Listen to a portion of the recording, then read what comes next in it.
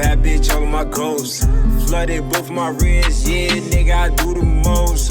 Put some bread on your head, nigga, killers gon' have a toast. I be doing the most, yeah, I be doing the most. Hey, what's going on? This is Demost with Doing the Most podcast, and we got John back. What up, yo? Yeah. I can hear the crowd going mild. Yes. And they're going to sing your theme song. Oh, okay, no, they're not. No, that's, we don't need any copyright from WWE. Oh, yeah, right. But, Jay, we're here, man, and we're here to talk about a lot of wrestling today. We're not just talking about one thing. We're talking about a lot of things today. We got a whole lot we're trying to run through and run down because time is short. So we will jump right into it from this past Saturday night. It was Saturday night's main event from Fort Wayne, Indiana. Honestly, you hear the city of Fort Wayne, Indiana. It doesn't sound exciting because it's in the middle of nowhere in Indiana. But WWE was a hotbed and still is a hotbed in there, especially back in the day. But Saturday night's main event, we will jump right into it. Let's talk about, in a non-title capacity, Becky Lynch 1-on-1 with Sol Ruca. Did you see the match? Was that even a match? Yeah, because there was an opening bell and there was a closing bell. So technically, it was a legal match. That was just, yeah. I seen it, but chaotic. I didn't understand it. It was a bit chaotic. What little was done, action-wise, was fun. It was nice seeing Ruca hit some of her trademark stuff on Becky, and Becky doing her usual shtick, the manhandle slam, a lot of other things, yelling at Jessica Carr, which is it's got to lead to something. I hear it's possibly going to, but it's a little further down the road. So I hope it happens sooner rather than later, just because it's the for lack of a better term, elephant in the ring whenever you see a match involving Jessica Carr as the official and Becky Lynch. But the ending came when Becky, and I want to say maybe 9 minutes, and I'm probably being overly gifting with the 9-minute guess. Becky almost in position for Sol to hit her finishing move, the Soul Snatcher, that flipping, that backflip ace crusher of hers. And as she was going for it, Becky reached over, grabbed Jessica Carr, pulled her in. I think the timing was a bit off because she didn't hit the move clean enough, but she did land on Jessica.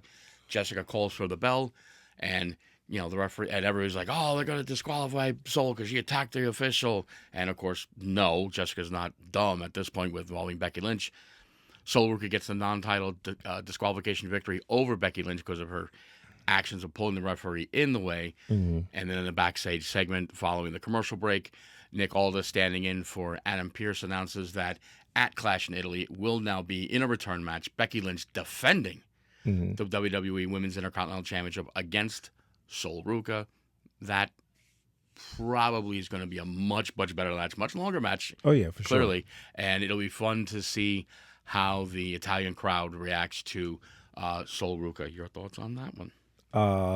No, I think they're going to love it because, one, she's came in the game and just a performance. Like I said, when she first faced Liv, it was wonderful. And then she had that match the next night. And then this feud right here is going on. I like it. So, and I think at Clash, I'll keep my prediction for Clash. But listen, that match Saturday, it was just weird. I think I remember I was watching it for like 2-3 minutes. And then I came from washing my hands, came back, the match was over. I'm like, what just happened? Yeah, it was. I don't know if it was intentionally shortened, designed to be short on time. But yeah, it was definitely like one of those, if you closed your eyes and sneezed, you missed the whole match. Yeah. But again, fun match. It was fun seeing the interaction between Becky and Sol. The new generation of athlete coming up out of the WWE and NXT program, as they're going to continue to beat into the ground. She's an NIL athlete. She has no classic professional wrestling training other than what she's been getting from WWE and in the NXT brand, and she's adapted like a duck to water. She's adapted very well, very athletic, and she's going to be fun to watch here on the main roster. Her match, as you mentioned, against Liv, her on her debut night, really very good. Her and Liv meshed very well together. It'll be great to see a program from the two of them down the road when Sol's got a little more seasoning on her in-ring career. A week or so later, she goes one-on-one with Io Sky, and what a spectacular match yeah, they I had. forgot Io about that brought one. the best out of her, I forgot about that. and it was a very good match. Io won that match when she was able to counter out of and away from the Soul Snatcher into a crucifix pin and score the pin. You can see the frustration on Soul's face when she lost, but she's like, hey, it happens, and I got. So person won. not a bad match between the two of them. We'll see what Clash in Italy brings there. We got the predictions Let's for talk that. about let's talk about your girl. Let's talk about your girl Jade Cargill and the baddies taking on Charlotte Flair, Alexa Bliss, and the WWE Women's Champion Rhea Ripley. And I kind of went into that match already knowing we were getting one-on-one from announced just 24 hours before Saturday's main event. We're getting Rhea in a return match with Jade at Clash in Italy. So I kind of knew going in, I'm like, oh, this is going to be definitely Jade and the baddies winning. And I'll be honest, great match from all 6 women involved. I love the parabolic microphones they have in WWE because at times you pick up things that are being said in the ring and it's not like somebody calling suplex, not them calling matches. Like there was one point where Charlotte and Rhea were about to shake hands and B-Fab and Michin ran at them. Both girls got grabbed, and you could hear Michin was grabbed by Rhea. And she's like, Rhea, don't do it. Hey, I'll hurt. Like both women hit fallaway slams. It was just comical. Oh, it was enough comedy for the intensity of the moment between the 6 women involved. And as he will be very happy to hear in a few moments, Jade Cargill does pick up the victory, pinning Rhea Ripley following Jaded, thanks to a little interference and distraction from her teammates in B-Fab and Michin, setting up a little bit more momentum for Jade coming into Clash in Italy this coming Sunday. It should be a really good match between the two ladies there. We'll save more comments about that a little later in the program. Your thoughts on the 6 woman? I ain't watched that match. I did not watch it. Listen, I'm totally be honest. I seen probably like 3 minutes into it, and I seen the highlights at the end. Hey, listen. Main event was a little crazy. You know what I mean? NBA is on, so excuse me. Yeah, there's a lot of side distractions in the real world. The one thing I liked that they didn't overly beat into the ground was the tension that still is there between Rhea and Charlotte from all of their long history involving title matches and just in general trying to be the alpha female in WWE. They didn't beat it into the ground. It was teased here and there. And just the fact that late in the match they wound up doing the whole handshake thing, triple hug between the two of them, and Alexa in the middle in the sandwich. I thought it was very well played. So at the very least, now we have this teasing. If they're going to drag this feud in different capacities through later in the year, I would love to see Rhea, Charlotte, Alexa, and maybe 1 or 2 other ladies taking on Jade, the baddies, and 2 other ladies on their part in War Games. If they want to drag it out this long. No, they should. Don't know if they would, They should. but if they do, they've already got they're established. They got 2 teams right there. You could almost even throw Lash Legend and them would join Jade and them. I was just gonna say Lash and Nia on rounding out her team, and on the other team, if the Bellas are back together and not bad girls, then we could throw them in there. If not, we can throw Paige and somebody else in there. Nah, I don't think that could work because when you said that they're going to turn on Paige and you have to be a heel to turn on someone. Right. That's what I'm saying. If they haven't turned heel, then we could throw them in there depending on what's going on, what their involvement is with Lash and Nia. Because they could, WWE and wrestling in general, you always want to make sure that everybody involved in the War Games kind of has this thing with each other. Yeah. So you kind of have this automatic animosity. So we'll see how that plays out, but that's for 6 months from now. So really, I thought that was in October. November. So it's it's the Thanksgiving tradition. Oh, okay. Now let's move into our championship matches. First and foremost, we will talk about Austin Theory and Logan Paul successfully retaining the World Tag Team Championship from Raw against the Street Profits, Montez Ford and Angelo Dawkins. I thought it was an amazing match. Oh, yeah. All 4 guys. It's been so long since we've had a chance to see Dawkins and Ford in a great tag team match with a lot of time. They looked great. Hardly any ring rust because, we know what they've been doing on their downtime while they weren't in the ring. Lubing up. Maybe works. Maybe babies.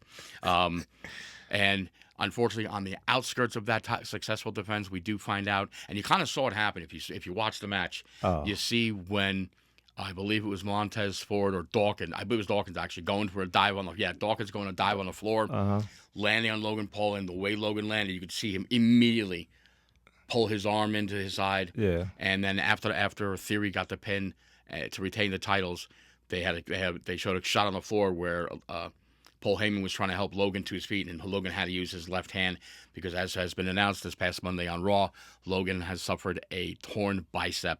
He is out 90. for at least 6 months.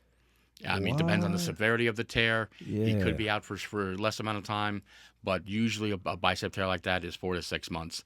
On the heels of that, as Paul Heyman pointed out in a backstage promo on Raw, whenever the tag team championships are defended, he doesn't say specifically A and B are defending. It's the Vision, which means all members of the Vision are theoretically the tag team champions basically under the Freebird rule. So replacing Logan Paul as the World Tag Team Champion is going to be Braun Breaker. But as I heard somebody point out, do we think Braun really gives a rat's ass about being tag team champion when all he wants to do is rip off Seth Rollins' heads and shit down his throat? Yes. No.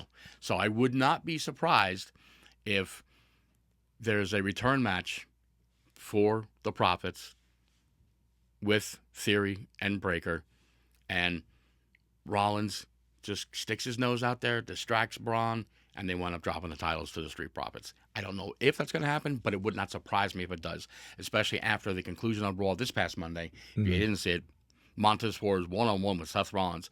I believe only the second time in like 10 years they've gone one-on-one, and it was an amazing match. Montez looked Geminis. like a god-darn rock star. He looked amazing. Can't wait for that singles run that's going to come for him. Very soon. And then, of course, Breaker comes in, spears everybody. There's a backstage thing. Seth comes in while Adam Pearce is trying to get an update from Montez. And Montez finally realizing, look, I don't like you. You don't like me because I'm an idiot. But there's truth to what you say. We do need to watch each other's backs as a result. So there is now some cohesiveness between the Profits and Seth Rollins. So down the road, I can see Seth repaying the kindness of Montez Ford, not trying to stab him in the back with the world's biggest knife and helping them secure the tag titles. Yeah.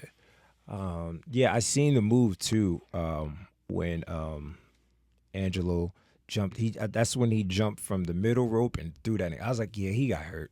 Because it was it looked so nasty when he did. I was like, you're so fucking big doing this fucking move. It's crazy watching, like, any big man.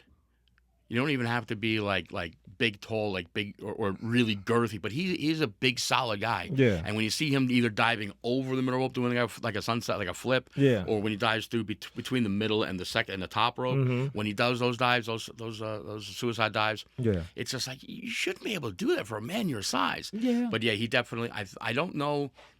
It didn't look like anybody was really out of position. It didn't look like the timing was off. I think it just falls under the idea. Oh yeah. This isn't ballet. Yeah. Shit's gonna happen, and unfortunately, once again, the injury bug finds a new person to chomp on in the Vision. Leaving the only healthy person left is Austin Theory for now. For now, but they said Braun Reed. I've been seeing like him transforming, like he looked like he chopped weight and got bigger. I don't know when he's coming, but every day he's posting on social media 91 days, 88. He's got Bronson Reed's got a little countdown timer when he thinks he's going to be back in the ring based on his rehab and what the doctor telling him. But yeah, he looks amazing. He's cut some of the mass down, but he's still just big as hell. Oh yeah, for sure. He's not quite the official new walking condominium. In WWE, that was a title bestowed upon King Kong Bundy back in the 80s, thanks to Gorilla Monsoon, because Bundy was just big as fuck. But Bronson Reed is just another big, agile man who shouldn't be able to do what he does, just like Dawkins. Yeah. But it will definitely shape things up with the storyline involving the Vision against everybody and anybody when Bronson Reed is back.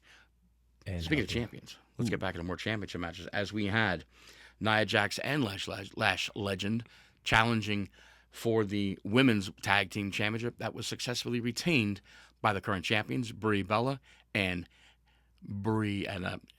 Paige. Paige. Very interesting way the end came. Brie was able to make the hot tag, get Paige in the ring. Paige was battling with Nia. She goes for a sunset flip off the ropes, and mid cradle, you see Brie, who is lying in the corner on the apron, just push her foot, leaning into Paige, giving her enough momentum, enough to count the 3 and allow the ladies to retain the tag team titles. I thought it was very inventive, very creative. Because listen, Lash and Nia, they some big ladies. They some I'll say for big, him, yeah, big bitches, big thick. And first off, props to Nia Jax. If you remember when Nia first rolled into WWE, to how she looks now, she looks spectacular. Oh yeah, for sure. She's dropped a lot of weight. It will just add to the aura of her character, and yeah, and her and Lash, I love them as a team. They've got that really good swagger of that around them, that good aura. But yeah, I thought it was a very creative finish for the match, and it's interesting to see how much longer we're going to see this legend run that Brie and Paige are going to be on. Are they going to drop the belts and then have Nikki show up and turn on Paige, or have Paige get turned on and then they lose the titles? You know it's coming. It's coming. You just know it's coming. I don't think it's gonna happen this year though. I don't think it's because you gotta remember how she broke her ankle, so that's probably gonna take like 6 months to a year. Well, she had broken her ankle. I want to say late last year. I want to say November, December, on the break, and she had been rehabbing it, and because I think she was trying to avoid the surgery. But I think once they realized going into WrestleMania, there's no way to avoid the surgery. So I think she had the surgery. That's why she was down in Alabama to speak to the surgeons, get the surgery. Saw Paige there rehabbing old injuries that she had, and that's how the ball started rolling with her joining the Bellas in this tag team match, as well as her return to WWE as well, because it all just kind of meshed together perfectly. As a perfect storm kind of happened. But I don't see Brie and Paige going the rest of this calendar year as champions. They're going to drop the belts. No, I do think they're going to drop the belts. I don't know to who. There we go. To who? Like, I don't. So that's why. Nope. I will say this. I kind of see Jade, not necessarily at SummerSlam, or actually no, not at Clash of the League, but I do see Jade regaining the title, maybe at SummerSlam. If that happens, I would not be surprised if prior to or just after SummerSlam, we see B-Fab and Michin capture the women's tag team titles. So they're going to build the faction. They already are a faction. But you know what I meant. But they're going to do what you wanted them to do with Damage Control, put all the available titles on that brand on the girls. Yes. Okay. So I can see happening, because honestly, they B-Fab, she's still very new to the business. She has been training. She's looked a lot better in the ring her last few appearances, whether just doing run-ins or actual one-on-one matches or even tag team matches. Yeah. Michin's just Michin. She's a baddie. She's the blazing baddie, as she always likes to call herself. So I definitely can see her, taking a more leadership role between her and B-Fab, and I would not be surprised at all if we did see B-Fab and Michin become the women's tag team champions. Okay, I can see that, but we got to see what happens in Clash. So we do have to see what happens in Clash. And in your featured match, even though it was not the main event of Saturday night's main event, Penta, Senor El Cero Miedo successfully retaining the WWE Intercontinental Championship against All Ego Ethan Page in what was a great match, showing exactly why they called up Ethan Page at the right time, so he didn't, kind of not waste his abilities down in NXT, but at least give him a bigger stage to show off his abilities. And you also show he's a natural heel. I cannot see him truly ever becoming a good guy in WWE. Like we need a global shift of the planet in order for for the world to believe, oh, he's such a nice guy. He's not. His character is an egotistical a-hole. He's perfectly designed for that role. Yeah. Maybe because it's Canadian. I don't know. He's a Canadian, I guess. Yes, yeah. But a great match ending with Penta hitting a springboard Mexican destroyer, just knocking Page on his head for a loop, securing the 3 count, and great match. Both guys put it all on the line. Now, I want to say a little upset, and it's probably for a stupid reason, because on the poster, they had them as the biggest one on the poster. So I was thinking they're the main event. Yeah, when I seen the Street Profits being the main event, I was like, I don't like this. Yeah, I was a little surprised by that.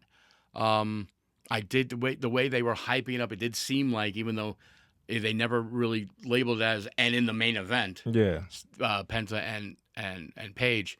So I mean, that's the only riff that I had. But I guess they just wanted the whole Braun Breaker run in, smashing the Profits again to kind of close out the show, knowing they were going to retain. So I don't know. It is what it is. Should Penta and Page closed out? Yeah, give the fans what they want. A nice good go home.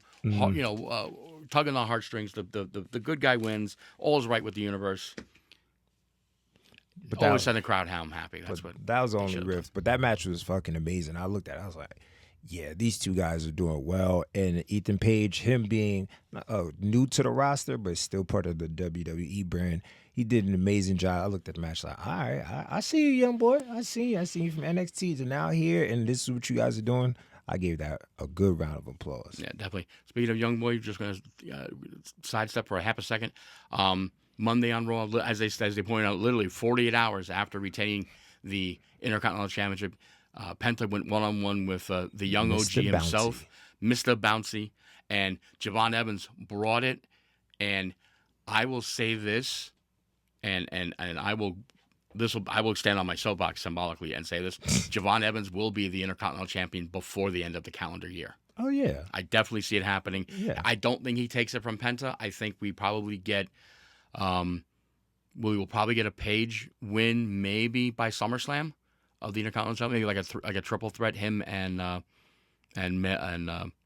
Rusev, and have him screw over Rusev. If they want to do a Rusev face turn, that would be the way to do it. Get screwed over by Page. Rusev's still immensely popular. You still hear a lot of the Rusev Day chants. But Page, and if that happens, and Page does become Intercontinental Champion, he and Javon Evans down at NXT had an amazing feud over the NXT North American Championship. Mm-hmm.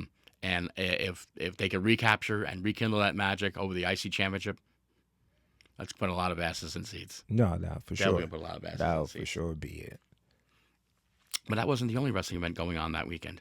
On Sunday, live from the Louis Armstrong Arena in Queens, New York City. New York. It was AEW presenting Double or Nothing. And this has been their thing the last few years, holding it in at Arthur Ashe Stadium, the home of the U.S. Open tennis tournament. The last couple of years, they've actually had it in Arthur Ashe Stadium itself. And I think this was a good change for them to move it indoors, because when you're at an outdoor arena, when the crowds are loud and you hear, there's no roof. Mm-hmm. So all the sound just goes up. Yeah. Having a roof, it makes the crowd sound louder. It makes everything more impactful. It makes for a better fan experience to be there live and to feel the goosebumps as somebody's getting put through a table, or to be able to see 16,000 fans singing Edge's theme song. It's such an amazing experience. Speaking of, let's talk about the opening match of Double or Nothing. It was the AEW World Tag Team Championship in a I Quit street fight. Mm. just saying that, rolling off the tongue, knowing that was involving FTR and Christian Cage and Adam Copeland. You knew shit was going to go down. Oh, yeah, for sure. And it was an amazing match. You can definitely see that veteran-wise, I definitely probably would say Edge has got, or Adam Copeland, however you want to refer to him. I'll just keep calling him Edge. It's just easier. I see maybe 2 more years, 3 at the max for him. I don't. That's still a lot. It's still a lot, but it's just you can definitely see the body slowing down in times, and I don't know. That could have been just him selling in the moment of the match, but just from my perspective, I mean, he's even talked about it in interviews. He goes, I only have a few more years left in me. But just watching the match, and granted, it was a street fight under I Quit rules. These guys are getting stomped around, crazy spots. But props to ENC, showing the world why they were one of the most decorated tag teams in the late 90s, early 2000s in WWE. 7 times tag team champions, including a reign as the WCW tag team champions during their run in WWE. The end came when the manager, Stokely Hathaway for FTR, decided to interfere and take the beautiful Rolex that they had stolen from Christian several months earlier and waffled him in the head. And he's like, "Look at me. I'm the greatest thing ever." Yeah. And they cued Beth Phoenix's music. Beth Phoenix, for those of you who don't know, is the wife of Edge. And she came out and jacked up as she always she's just a specimen of a wrestler in the women's division. And she just ran out there and just ran roughshod. And they flash back to a spot that Edge was involved in when they lit a table on fire and they were going to spear Beth through it. And at the last moment, she moved out of the way, dragged Stokely Hathaway in the way, and Cash Wheeler just absolutely speared the shit out of him through that flaming table. And, oh, thank God he wears a tracksuit, or else he'd be charbroiled. He said crispier than ever. He'd be more crispy. The match ends when Beth goes under the ring and brings out Edge's favorite new weapon, his buddy Spike. Just this massive 2x4 with spikes sticking out of it.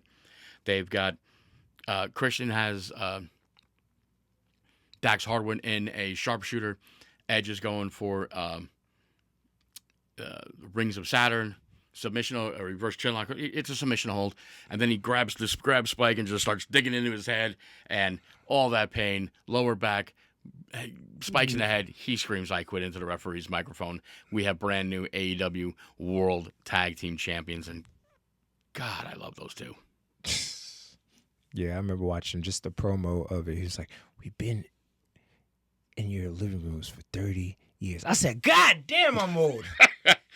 Yeah, this is the first time they've won a championship together in 25 years. I'm like, I was 37 the last time y'all won something? God dang! Yeah. But, yeah, and then this past, actually, we're taping this on Thursday. This past Wednesday night, from the city of brotherly love, Philadelphia, was where they were taping this week's edition of AEW Dynamite. Also, for the first time in 25 years, Christian and Edge wanted to do something they have not done since their WWE days. A celebratory pose for 5 seconds. Unfortunately, it never happened. The comedy part of the whole thing was the fact that Christian's like, "Well, we can't do it.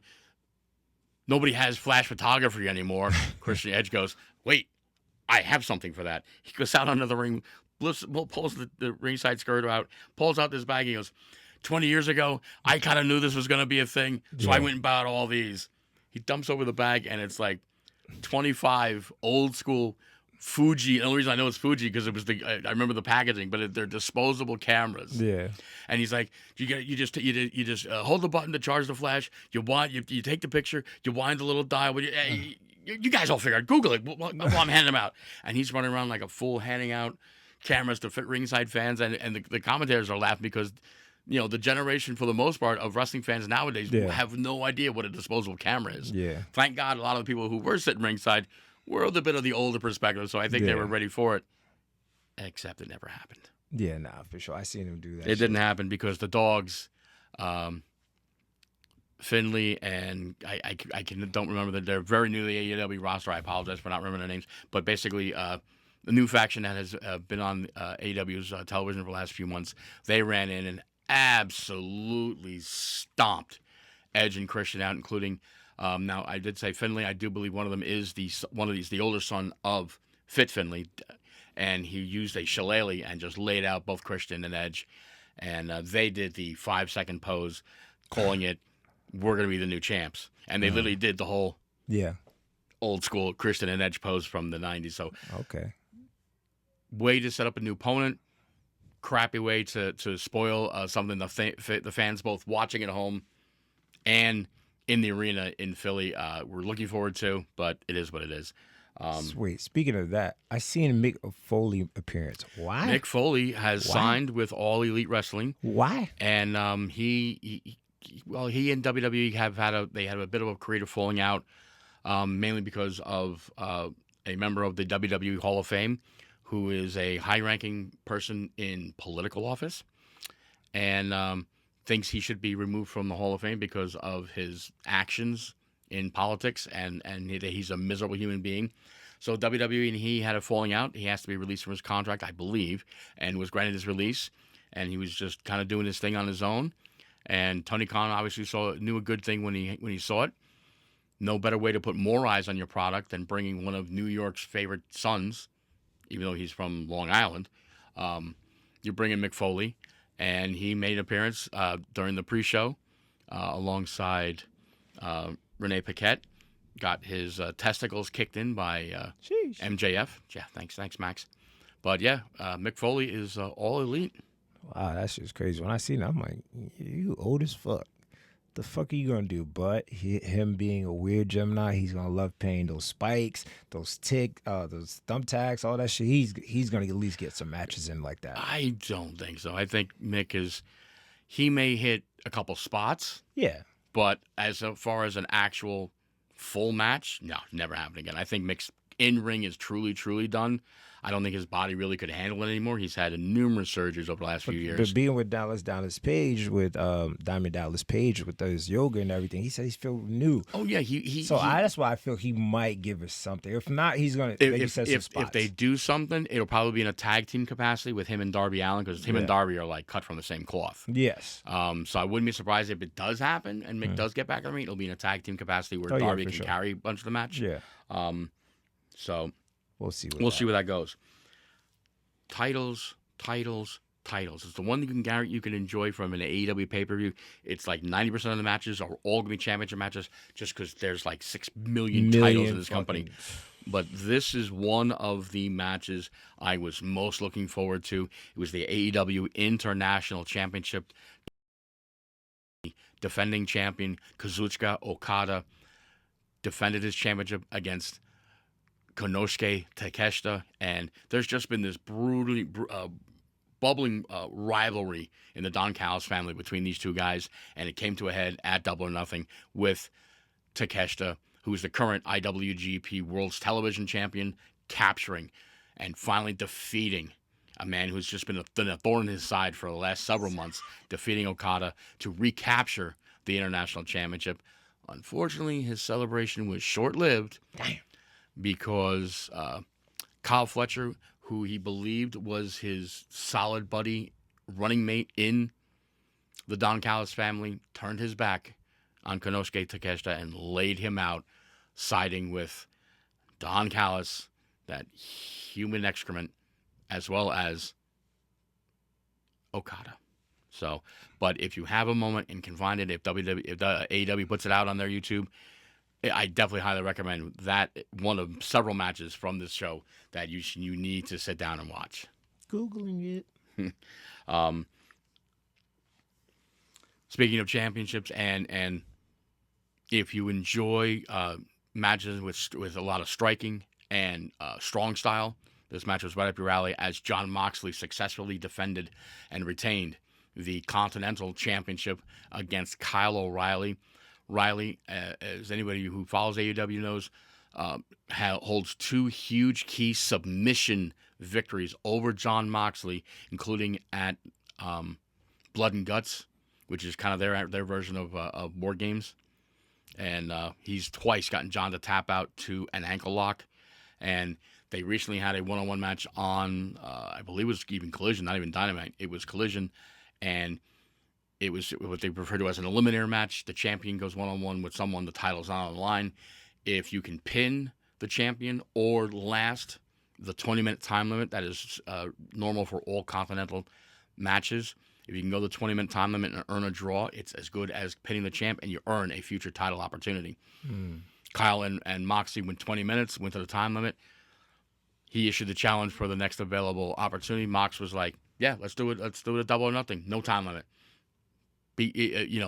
I'm not the same. The guy you just went to a draw with tonight is not going to be the same guy you're going to face at Double or Nothing. I'll be better, and I'm going to win. And that's what happened. It was an amazing match. Great striking, great submissions. If you enjoy that type of match, this one is right up your alley. Props to Kyle O'Reilly. He's had a rough couple years, but he seems to be back. The head seems to be, straight and focused on the in-ring performances. I see a lot of fun, amazing things from Kyle O'Reilly and his association with the conglomeration. I like it. Let's now jump into the first of our 3 Owen Hart Cup tournament matches. The Owen Hart Cup it's kind of their AEW's answer to the King of the Ring tournament. 8 men, 8 women, 2 separate tournaments. The winner at the end of the tournament, which will be at Forbidden Door in June 23rd, 28th, one of those Sundays, toward the end of June. The winners of the 2 tournaments will go on to All In at Wembley Stadium on August 30th and challenge for the respective AEW Men's and Women's World Championships. Okay. The opening round match, first match was Athena, the current reigning Ring of Honor Women's Forever Champion, formerly known as Moon. Ember Moon. There you go. Thank you. I just know her as Athena now because that's what she is. She went one-on-one with Mina Shirakawa. Amazing match. Both ladies definitely laid it all on the line. Great match. Nice balance in and out. Great action. Mina, I enjoy her kind of bubbly, flirtatious character, but sometimes she panders a little too long. I mean, granted, that's how the bad girl, the bad guy gets their opportunity to screw over the good guy, but she does it all the time, and it's like you can see it coming, even when the camera's just completely focused on Mina and you can't see Athena coming from off. It's like it's coming. Cut it down a little bit, Mina. Make me a happy fan. But amazing. Athena scores the pin with her finishing move, referred to as the O-face. Only because you're going, oh my God, how in the hell did she hit that? It is a top rope flipping stunner. She basically does a flip in midair, almost like she's preparing to do a cartwheel in midair, and she lands and scores a Stone Cold Stunner. It's the same finishing move she had when she was in WWE. It's just amazing to see how she's able to hit it nearly clean every time. Great match. Athena advances in the tournament. The rest of the tournament, next 2 matches of the tournament occur this coming Wednesday on AEW Dynamite. Now let's talk about the man whose manager simply asks one very simple question: whose house? Swerve's house. Swerve Strickland one-on-one with the Ring of Honor World Champion, Bandito. Absolutely tore the house down. Oh, yeah, another one of my top 3 or 3 to 5 matches from tonight. Yeah. The highlight for me, and you can probably see this on a TikTok video because it's just amazing to see. And Strickland Swerve's done this with other opponents, but just the idea of Swerve's got to be 6'3", 6'5", and now he's bulked up his body mass. I would say he's probably hovering 235, 241. Yeah. He winds up running in on Bandito, finds a way to get and stands on his shoulders, completely vertical, with a hand brace to help balance him, and he absolutely slapped the crap out of Bandito's back with the back of his head. Just absolutely just kicked him like he was hitting one of his trademark moves, the house call, the leaping sidekick he hit. But he did it from standing on Bandito's shoulders. It was just like, how are you so athletically gifted and fabulous in the ring all at the same time? Spectacular match. Bandito wound up injuring his neck mid-match, gave him a lot of problems throughout the rest of the contest. The neck wound up being his downfall. Swerve hits the Swerve Stomp and two house calls to secure the win to advance to the second round of the AEW tournament. And we know after watching Dynamite yesterday that he will now go one-on-one with a man he's very familiar with in the semifinals, Brody King. Should be in a spectacular match when it happens on AEW TV in like 2 or 3 weeks. Damn. Give or take. The other Owen Hart Cup opening round match in the men's division. If some of the other matches weren't on this card, this would have been my absolute number one, just because I love watching the two guys in this match. It was Will Ospreay against Samoa Joe. Oh, your favorite guy.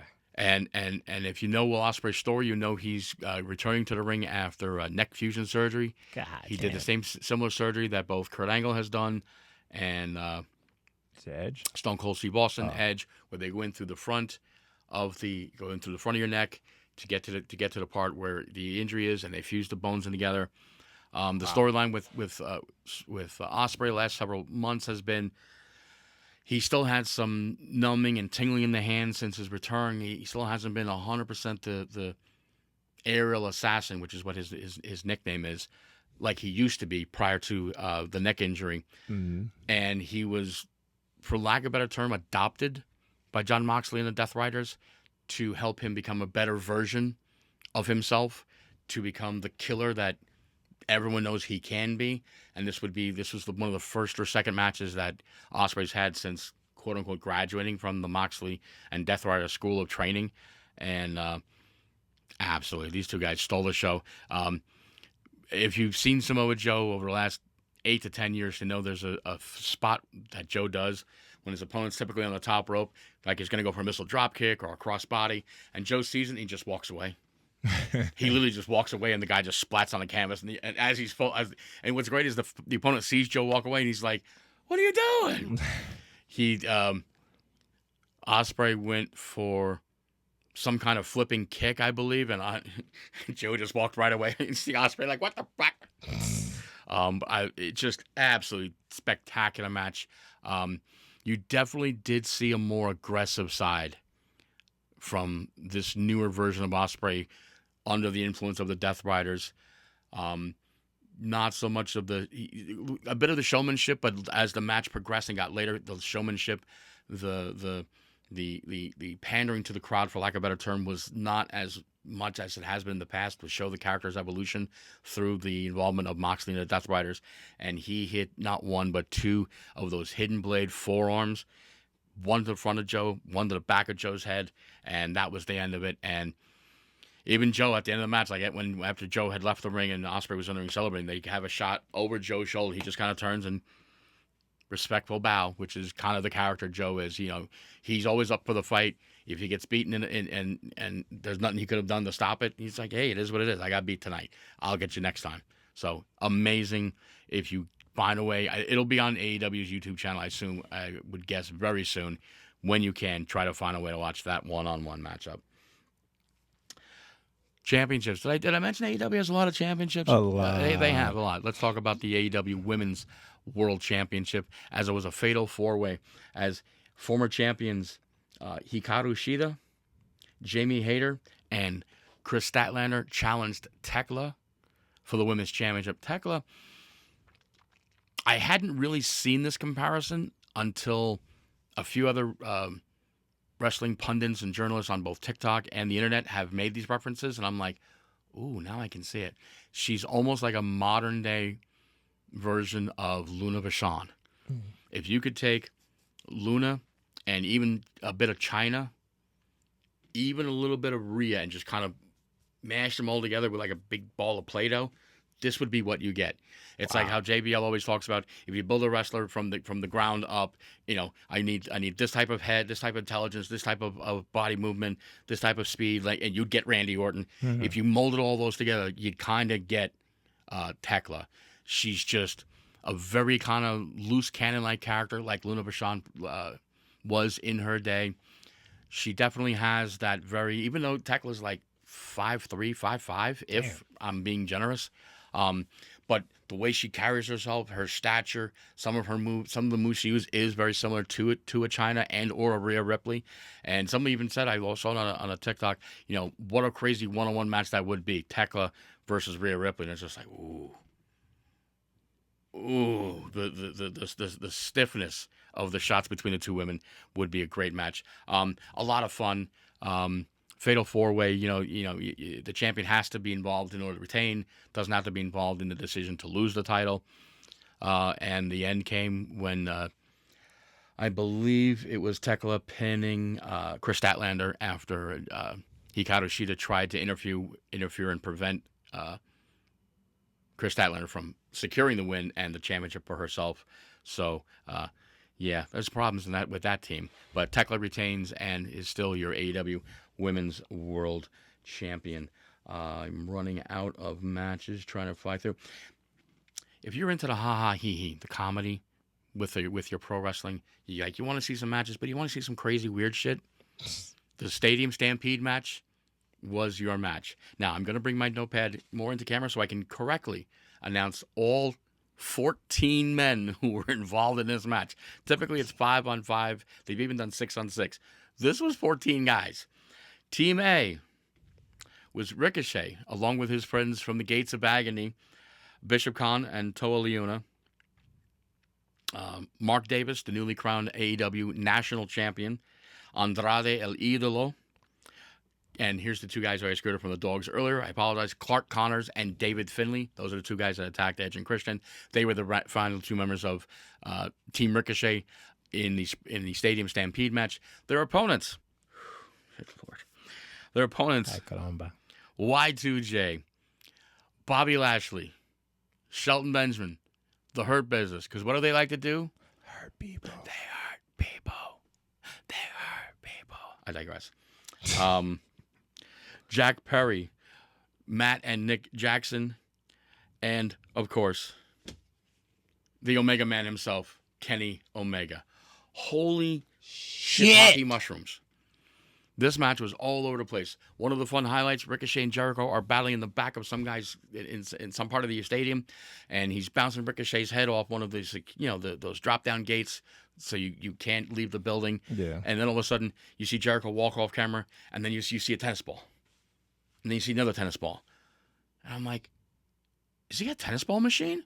And the camera pans to the right, and there's Jericho just pulling him out of the machine, throwing him at Ricochet, but then the machine's still shooting tennis balls at him. Not at a high speed, but it's just, seriously? The match winds up in catering, where some of the wrestlers were hanging out, and somebody slams into the back of this one guy, and he stood up. And if you're a fan of AEW, when you see this giant 7-foot guy stands up, you went, oh, crap, it's Satnam Singh, who has not been seen on AEW TV in months. And because he got hit, he had a face full of food. He turns, and this is the only segment that I think could have been done differently if a different person set it up. Because when he stood up and turned around, you see his face covered in food. In his incredibly thick accent, yells, "Food fight!" And everybody starts fighting, but the guys who were in the back, who were the background extras, didn't quite get it right away. And then like there was like a 7-second delay, and it was like, oh yeah, we gotta start throwing the food around. It was the only kind of thing that just didn't catch on right away. Crazy highlight in that match, Mark Davis went after Jack Perry for something. Somebody hit Davis from behind, and his head slammed into the corner of one of the tables that was in there, and they feared he had some type of eye injury. As you would see later on in the match, when he's chasing Jack Perry, loses him, and he got half his head's bandaged, and it's like he's had optical surgery, and he's standing in front of this golf cart. And all of a sudden you hear, and the camera turns, and there's Jack Perry in his bus doing 60 miles an hour. And as the camera is just following the bus, you don't see, thank God, Mark Davis get out of the way. But this thing at like 50, 60 miles an hour absolutely destroys this golf cart. Wow. Fearing Mark Davis was injured. They sold that point because you didn't really see Davis much throughout the rest of the match. Some crazy spots. Funny interaction. If you remember, Leo Rush used to be in WWE. He was the voice and mouthpiece for Bobby Lashley. I want to say in the mid 2000s, 2005, 2010. A little small, The only way I could describe what Leo Rush's character is like now, imagine Gollum from the Lord of the Rings movies, black.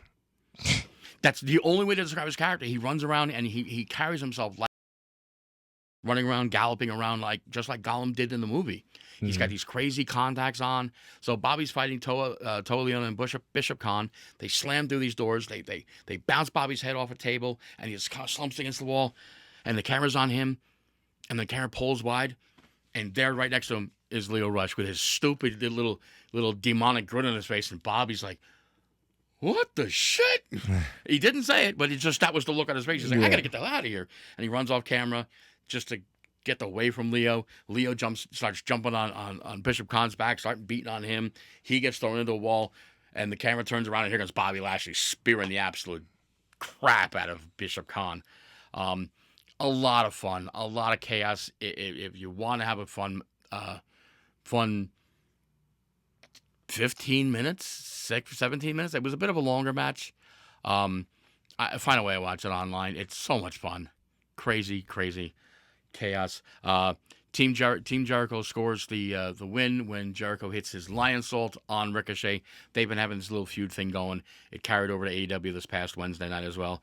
Jericho now has 2 recent pinfall victories now over Ricochet. We'll see where that feud goes down the road. Oh, God, I talked about you and you and you and you. And so that brings us to our main event.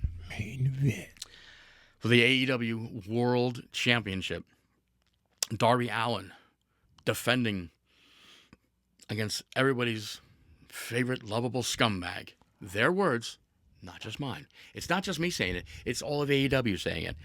Maxwell, Jacob Friedman, MJF. The stipulation was it was title versus hair. If Max lost, he was getting his head shaved.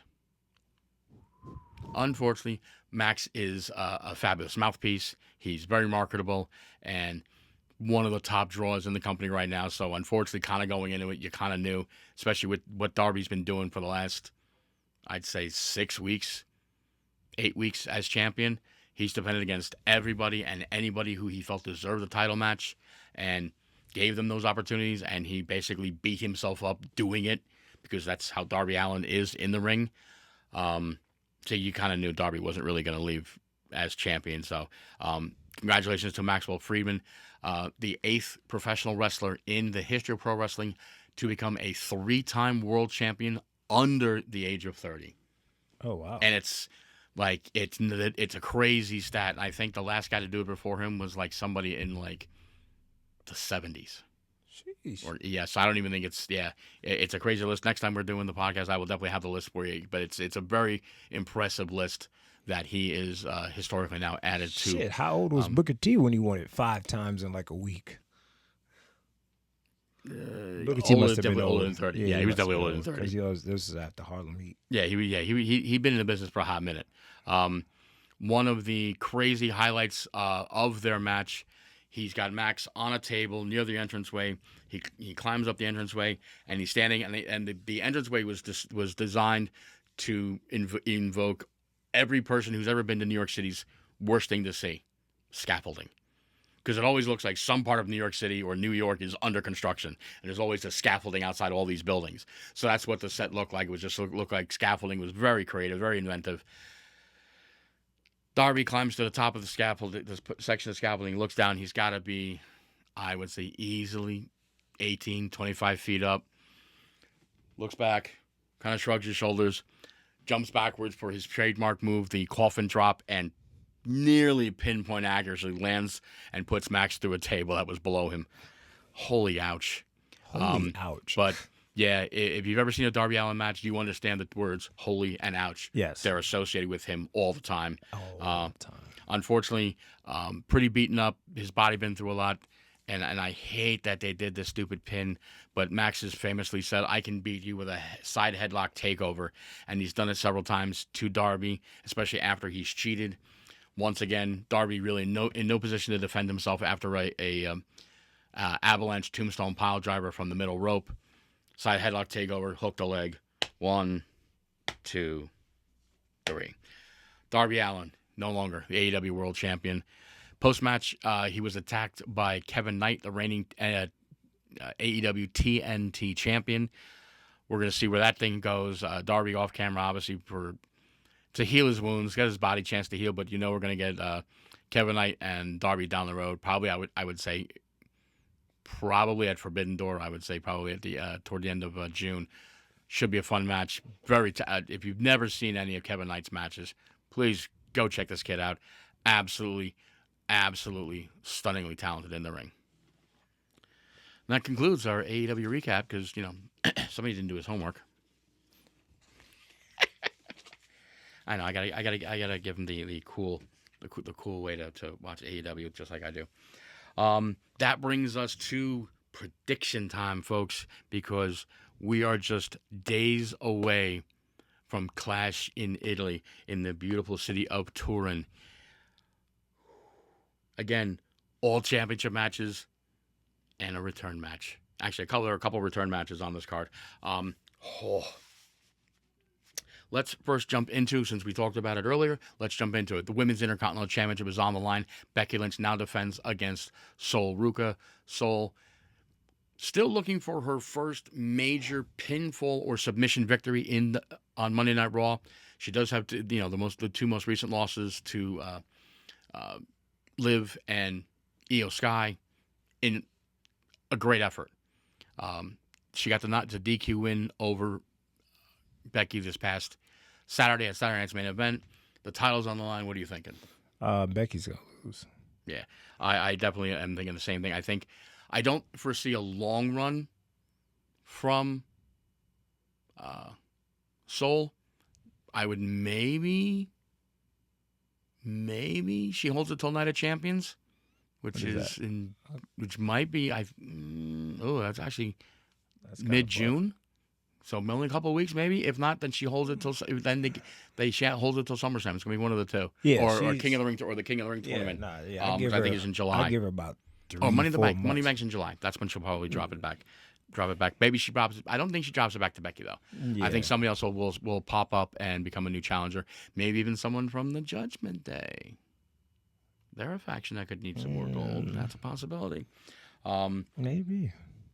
Again, another match we already talked about, WWE Women's World Championship on the line. Rhea Ripley defending in a return match from WrestleMania against Jade Cargill. I'm going to ask, but yes. Who do you think Jade is going to get the title back, and then Triple H is going to put the tag team titles on the fucking B-Fab and them like they're supposed to done for fucking Damage Control. But I digress. He's still not bitter. Yes. I actually do foresee Rhea retaining. I do see Rhea retaining. However, I do think by SummerSlam, Jade wins back the championship. Either before, like a week or so before, or she will do it at SummerSlam. No, she needs to do this shit now, because this is the only match that I believe. Because that fucking pin she got, and then how great those other two are they're showing their dominance. I believe she wins the title right over there. If it was in Australia, all right, cool. Oh yeah, I would have gave it to Rhea. But since it's over there, come on, Jade. We will see. In another return match, but this is a return match from Crown Jewel, 1-on-1. It is Gunther challenging Cody Rhodes for the undisputed WWE Championship. This one should be a lot of fun. Yes. Gunther's coming out, I think, very hungry, very aggressive, but I do not see him winning the title. I do see Cody retaining the championship, and I would not be surprised if in a post-match attack we get an appearance from everybody's favorite Apex Predator, Randy Orton. I thought he was going to say Mr. Claymore. But Randy. Yeah, I think Randy might. I think after Cody, because they got to start planting those seeds. They're planting the seeds. They're I don't doing think it. so, because Who's your prediction? Cody. Okay. I want Gunther to win, but if Gunther was to wrestle him, let's say around August, around his birthday, then I don't want Gunther. But since it's a little far out, yeah, Cody's gonna have to take this W. And this is overseas too, so where's Gunther from? England? Gunther he's from Austria. So it'll be, he's from Austria. So it will be interesting to see how Cody is received overseas when you have a European-born challenger for Cody's championship.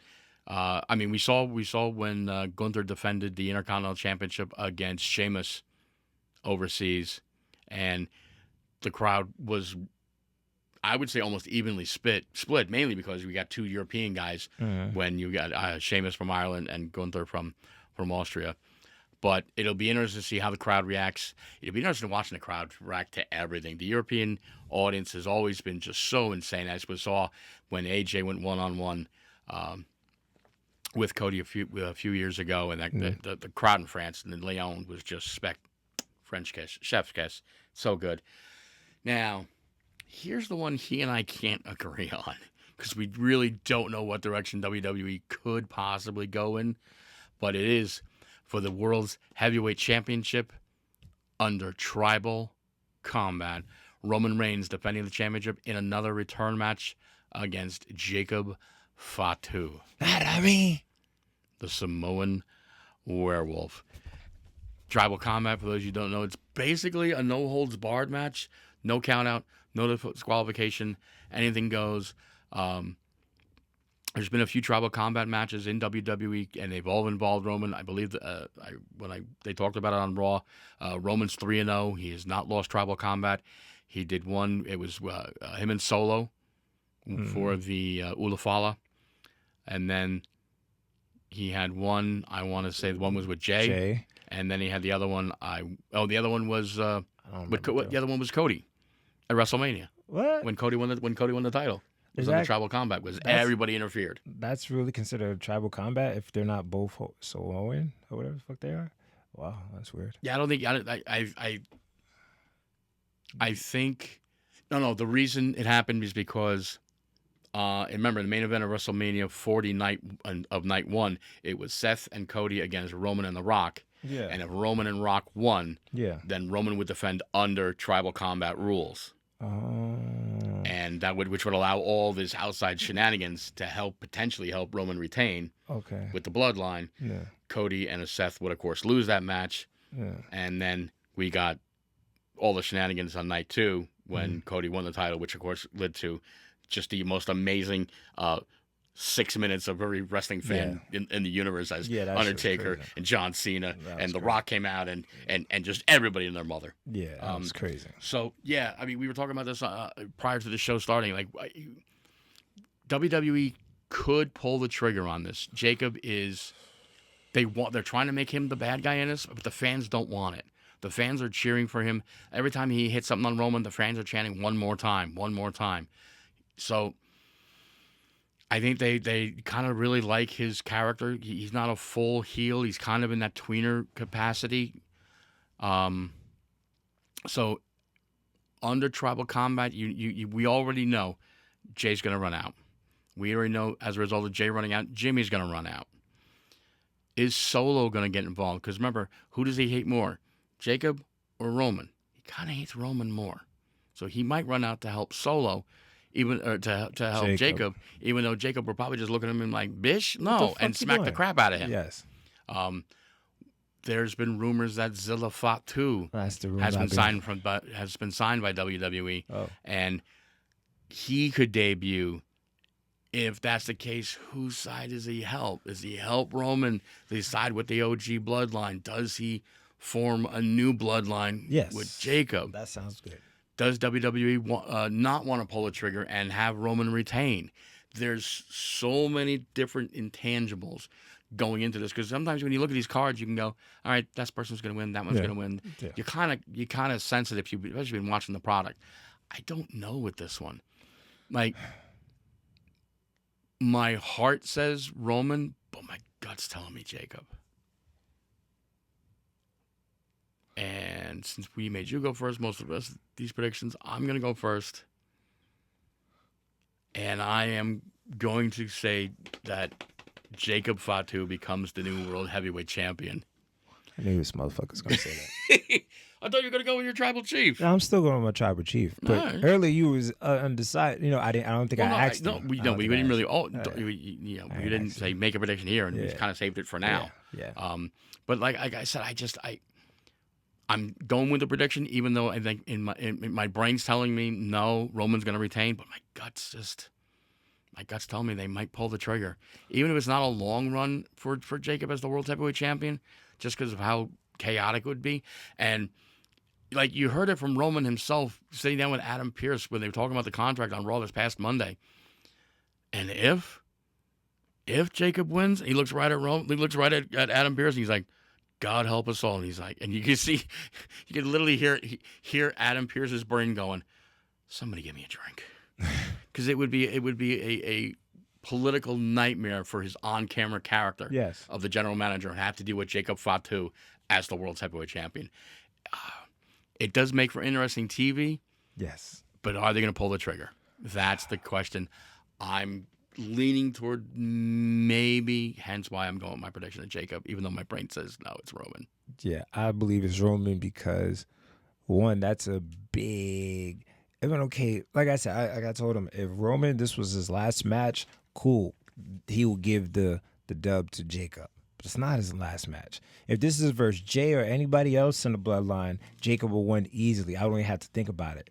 But for Roman to just get the title, him flourishing, and now to lose the Ofala plus the title, then he has to acknowledge Jacob, that fucks up his whole career. It's like, how do you recover back from bowing down to, that doesn't, unless it's some fucking Disney shit that they're about to build up later and shit, but I don't see that. I don't see that happening. But again, I think that's also, as we started talking about it, it also could be the reason why they do pull the trigger on Jacob.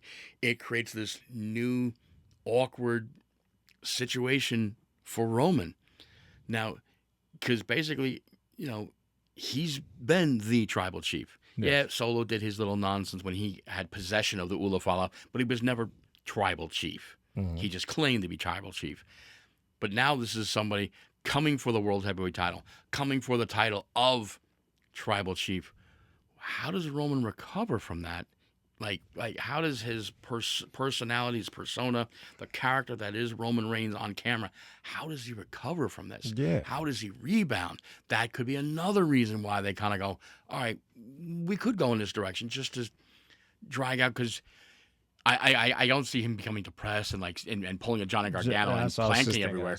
But I definitely see him kind of going into a funk and Jimmy kind of indirectly and trying to whisper in his ear, say all the right things to try to help Roman get back into the right frame of mind. Yeah. Jay's just going to be an unhinged loose cannon, not quite a la like Brian Pillman back in the day, but he's just going to want to restore the bloodline honor and go after Jacob if, in fact, Jacob does become champion. So it creates a very interesting scenario. One way or the other, either Jacob loses and is forced to swallow his pride and acknowledge, by the way, technically he's his uncle. They're not cousins. Wait, so Roman is his uncle? Roman is his uncle. If you look at the genealogy thing, I saw it online too. I was like, wait, really? And I saw I'm like, okay. But just it makes it for a better story to say they're cousins. Yeah. Does he have to acknowledge his cousin that he's just tried to dog walk for the last several months? Or do they pull the trigger and run with Roman going, what do I do now? How do I be Roman Reigns? How do I come back from this? And that could be the story they tell for the next few months. Yeah, that one sounds good too. A comeback story, because we see that shit all the time. You see that like in movies, like fucking Black Panther when he lost, and then he had to find his strength to become the king again. So I could see that happening. But we say Roman's a part-time wrestler sometimes, so that will take a while to build that up again. So let's see what happens. Because we, like you said, we don't know what's going to happen to Roman in the fall. So that's what I'm saying. He's a part-time wrestler. It's like, do you get it back? Do you disappear, then come back? But then Jacob won't have the title because I think WWE is going back to the old school WWE where, like in the '90s stuff like that, when people are not having a title for fucking 300, 8,000 days. It's like you get a 1 or 2, maybe 3 to 4 months max. Drop the title. 3 or 4 months, drop it. Yeah, I would love to sit down and pick the brain from somebody in WWE creative and find out what was the thought process on Roman running with the championship for over 1,300 days. Not since the Hogan era of the late 80s have we seen a title run go that long. Hogan was WWE champion. He won the belt on January 23rd, 1984, and he held it for 4 straight years. Granted, the business was different then. There was a lot more road shows. There was no TV. The only time you're on TV was the Saturday shows, and he barely showed up. They barely featured the WWE champion then. So the business was obviously different. So it's easy for the guy to go 6 months before having to show up on a pay-per-view. And even then, back then, there were no pay-per-views until '85, and then it was WrestleMania, and then that was it. Because there was no other pay-per-views after that. It wasn't until '88 you had WrestleMania, Royal Rumble, SummerSlam, and then Survivor Series. Then you had 4 pay-per-views, so there's 4 guaranteed times the champion's going to appear on camera. Occasionally they show up. Then every 4 months, Saturday night's main event, they're going to be either featured in the title defense or just there in the background doing something. So it was easy for a guy to go 2, 3, almost 4 straight years before for anything. So and he held the belt until February 2nd, 1988, during the main event, which was that was a different match. I'm thinking, sorry. But he was screwed over by Ted DiBiase and Andre the Giant and the Twin Hebners. Even though we didn't know they were twins, they said the other one had cosmetic surgery. But yeah, and that led to WrestleMania 4 with the tournament at Trump Plaza to crown an undisputed champion when President Jack Tunney, there's a blast in the past, declared the championship vacant, and Savage won the tournament. Yeah. But there we go. Clash in Italy is going to be fun. I already listen. Once I seen the cards, I was like, yeah, this is gonna be a good one. It's gonna be better than main event, but because main event, out of 1 to 10, what do you give main event? Saturday night's main event, all 5 matches as a collective, I would say it was an 8. Ooh. I would have gone. I probably would have given it like an 8.5 if Becky and Sol Ruca had a longer match. I would have been. I'm still fine with the DQ finish, just because it just helps add to the story and helps Becky's character being a bigger crybaby female Donald Trump. But it was just, I think it was a little short for my taste. Yeah. That's why but the rest of the matches, I thought the 6-woman was a very solid match. Paige, Bree, Nia, and Lash, great tag match from those 4 ladies.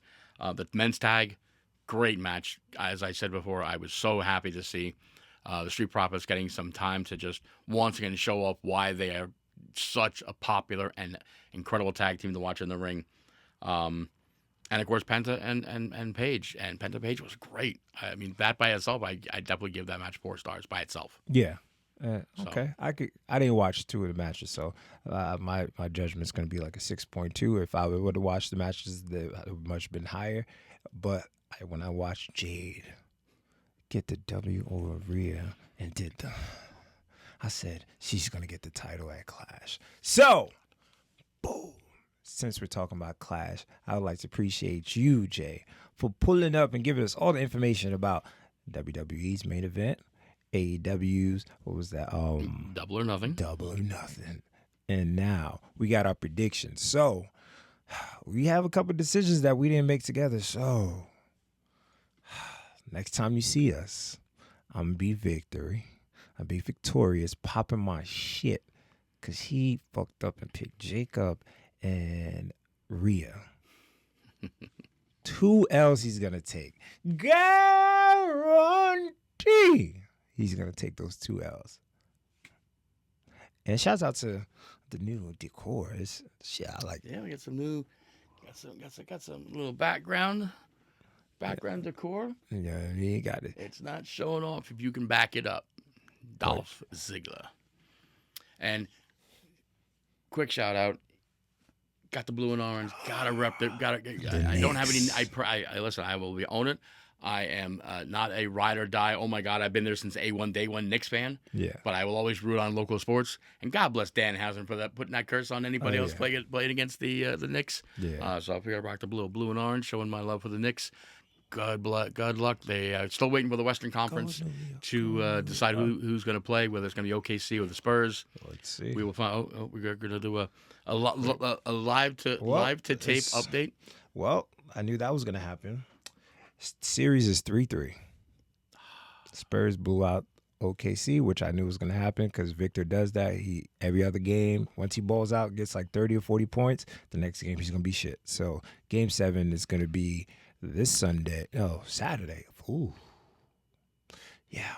So we're going to see that. Shouts out to the New York Knicks. I'm not a Knicks fan. Like, Miami Heat's my team. But since I live in Jersey and we have MSG and Yes Network, those are the only two fucking companies I can watch. So I mainly watch Knicks games. So I'm a little low-key Knicks fan, so go New York, go New York, go.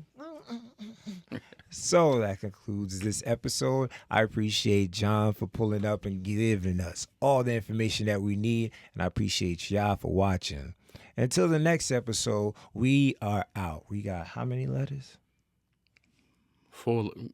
My hand seems stuck in this position. 4 letters, and there's one word. Yeet. I be doing the most. Bad bitch all of my goals. Flooded both my wrists. Yeah, nigga, I do the most. Put some bread on your head, nigga. Killers gon' have a toast. I be doing the most. Yeah, I be doing